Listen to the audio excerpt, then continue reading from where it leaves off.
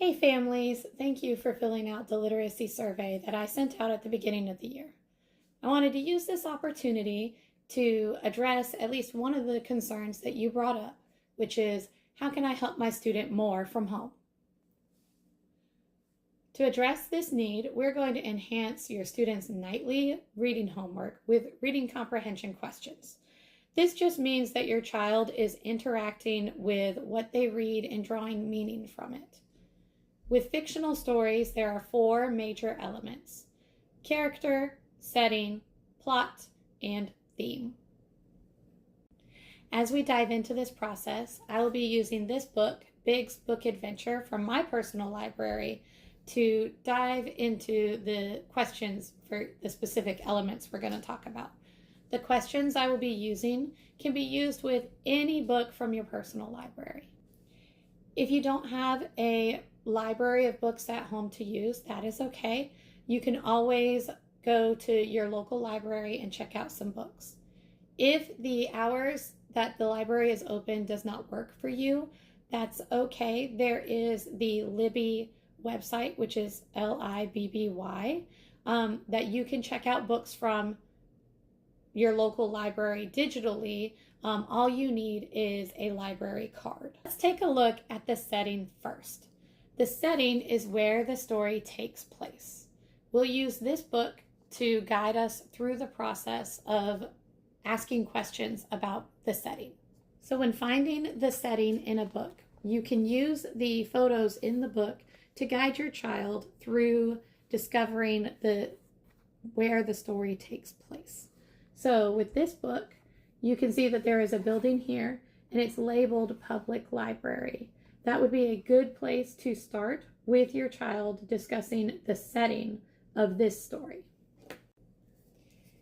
The next element we will discuss is characters. The characters are the people, animals, or creatures in the story. So after you've read the story, you can ask your child, who are the characters in the book? In this book, they might mention the children that are reading. They could mention book because the book is in book's point of view. They might also mention the librarian that works at the library. The third element we will discuss is the plot. The plot tells what happened and gives the story a beginning, a middle, and an ending. It generally involves the problem the character has faced, some sequence of events as the character tries to solve that problem, and the resolution of the problem. So in Book's Big Adventure, Book's problem is that Book is not getting checked out anymore.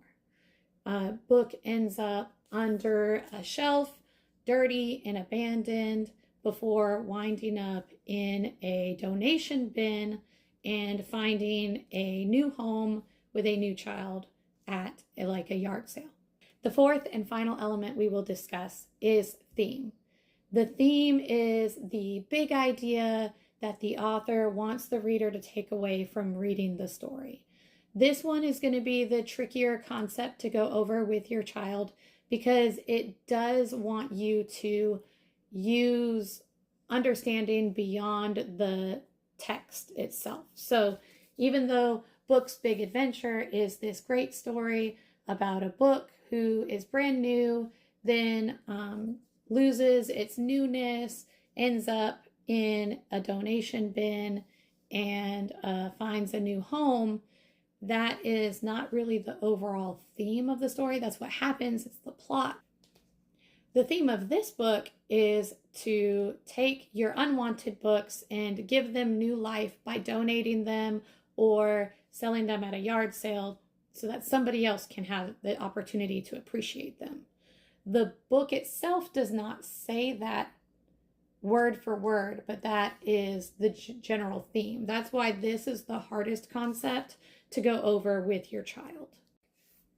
Now that we've discussed the four elements of fiction stories, how do you help your child as you read to them in the evenings? What I did was made this very not beautiful bookmark that I can use as I sit and read with my students. All you need is one piece of printer paper and a pen. So what I did first is I took this printer paper and I folded it in half, hamburger style, as some people call it, and then opened it up and took this half and folded it into the crease. And I did the same like this. And I did the same on the other side. Like that. And folded it again. And now I have a beautiful little bookmark. What I did next is I took the bookmark and I split it into 4 sections with my pen. And I just drew on it. Now, the sections that I went over that we discussed, I'm giving you questions that you can now use with your child as you read to them in the evening. The first section is going to be your setting. Where does the story take place? And what is the setting? I would use different questions each night so that they get used to seeing some of these wordings, because they will see setting and plot and characters come up, but they will also see where the word has been predefined so that they experience this kind of questioning a little more frequently. For characters, I started a new section and I wrote, who is the story about?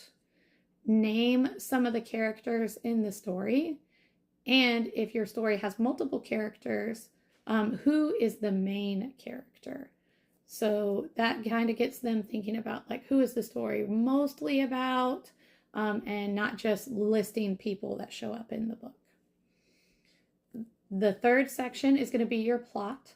This is where we're going to ask the biggest question, which is, what is the plot? And as we discussed before, we know that the plot has 3 sections, a beginning, middle, and end. Sometimes answering what is the plot can be a lot. So I broke it down for you as well, and you can break it down for your child too. So what problem did the character face? That's going to be one of the things they need to know when they answer what the plot of a story is. The next section is what happened to the character as they tried to solve their problem. So what kind of events did they go through as they worked towards finding this solution? And then finally, you have what was the resolution of the problem.